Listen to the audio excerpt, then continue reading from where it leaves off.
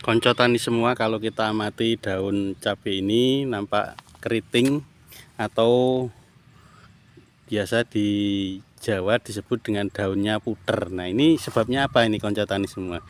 Nah, patut kita curigai ada 3 hama yang menyerang tanaman cabai kita kali ini sehingga daunnya itu puter atau keriting. Yang pertama adalah trip. Nah, trip ini adalah hama yang menyerang pada daun yang menyebabkan daun tidak berkembang, akhirnya melengkung ke atas. Nah, seperti ini, ke atas. Nah, ini. Terus yang kedua ini patut kita curigai adalah hama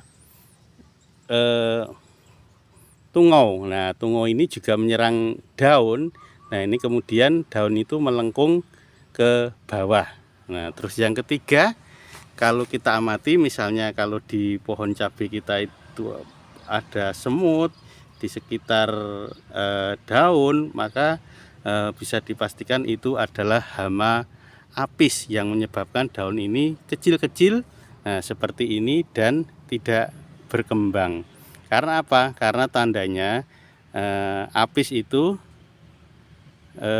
mengeluarkan kotoran dan bekas gigitannya itu rasanya manis, air liurnya itu, sehingga semut akan datang ke situ dan merusak jaringan tanam. Ini sebagai tanda indikasi bahwasanya tanaman cabai kita itu diserang oleh apis. Nah, seperti ini.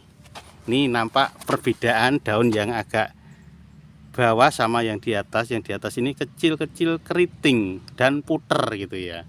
Nah, pengendaliannya gimana? Nah, untuk pengendalian ini ada beberapa cara. Yang pertama itu pengendalian secara nabati, bisa menggunakan larutan air bawang putih. Nah, kemudian apabila diperlukan sudah ambang batas ekonomi, bisa pengendalian secara kimia dengan bahan aktif misalnya abamectin, levanuron. Nah, bisa memakai insek yang sifatnya itu kontak, sistemik atau translaminer.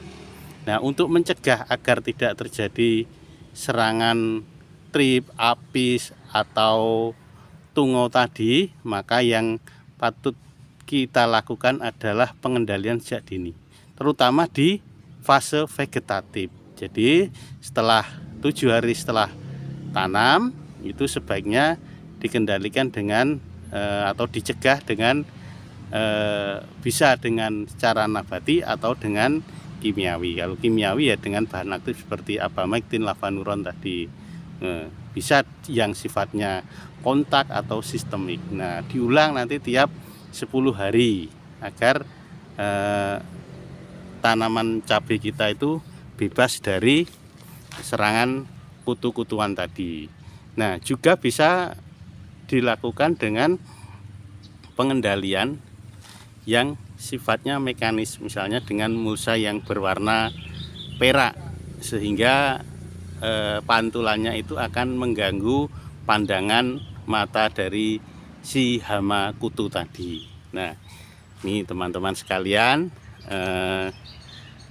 fase vegetatif ini sangat penting agar tanaman cabai kita itu bisa terhindar dari penyakit hama kutu-kutuan. Karena nanti kalau ini terkena, maka daun tidak berkembang. Kalau daun itu tidak berkembang, akibatnya apa? Proses fotosintesis akan terganggu dan metabolisme tanamannya pun juga terganggu. Bagaimana mereka bisa menghasilkan cabai yang berkualitas kalau untuk hidup saja sulit? Nah, di fase vegetatif, terutama umur 3 minggu ke bawah ini sangat penting.